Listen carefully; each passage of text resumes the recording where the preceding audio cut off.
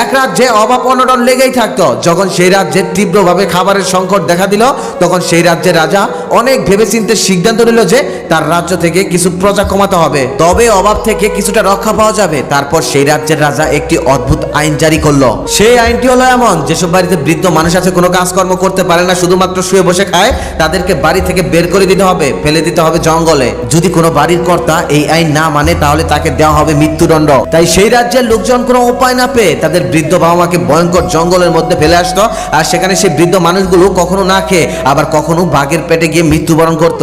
আবার বুড়ো বুড়িকে বনবাসে না পাঠিয়ে উপায় ছিল না কারোই, কারণ ওই রাজ্যের প্রহরীরা ঘুরে ঘুরে প্রত্যেক বাড়ি দেখতো যে কারা এই আইন অমান্য করছে। যদি সেই রাজ্যের কেউ এই আইন অমান্য করত, বুড়ো বুড়িকে বসিয়ে খাওয়াতো, তাহলে প্রহরীরা তাকে ধরে নিয়ে গিয়ে সাথে সাথে মাথা কেটে ফেলতো ঘেচাং করে। এই ভয়ে সবাই তাদের বাড়ির বুড়ো বুড়িকে বনবাসে পাঠানো শুরু করে দিল। সেই রাজ্যে একটি ছেলে ছিল, তার একটি বৃদ্ধ বাবা ছিল যে কোনো কাজ